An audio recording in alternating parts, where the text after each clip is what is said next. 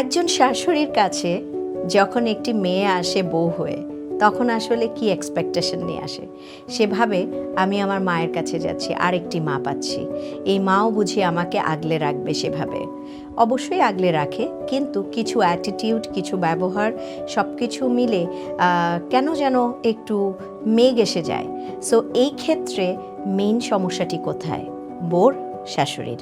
কার আসলে সমস্যা?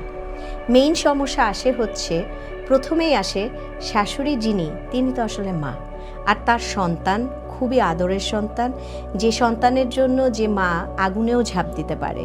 তো সন্তানটি তার এত প্রিয়।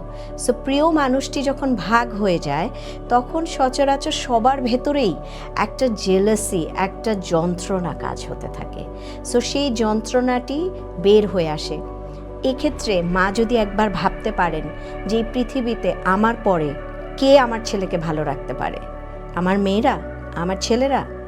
নো, আমার ছেলের বউ যে ভালো রাখতে পারে, যে ভালোবাসতে পারে। সো যদি আসলে আমার ছেলের বউই আমার ছেলেকে বেশি ভালোবাসতে পারে আমার পরে, তাহলে তাকে আমাকে তার থেকেও বেশি ভালোবাসা উচিত। মানে আমার ছেলের থেকেও আমার ছেলের বউকে বেশি ভালোবাসা উচিত, কারণ আমার পরে যদি কেউ আমার ছেলেকে ভালো রাখে, তাহলে এই মেয়েটি। আপনি যদি একবার এভাবে ভাবতে পারেন, তাহলে আপনার ছেলের বউটি আপনার জন্য কষ্টের জায়গা হবে না, সেটি আপনার আনন্দের জায়গা হবে, আস্থার জায়গা হবে। আর সেটি না ভীষণভাবে দরকার, কারণ এই ছেলেটির জন্য, এই পরিবারের জন্য ওই মেয়েটিকে কিন্তু দরকার। সো আজ থেকে মারা যদি আস্থার জায়গাটি খুঁজে পান তার সন্তানের জন্য, তাহলে সেটি কিন্তু অনেক বেশি শান্তিময়। সো আমার মনে হয় পৃথিবীর সব মারাই এভাবে নিশ্চয়ই ভাবা শুরু করেছেন, এবং ভাবেনও অনেকে।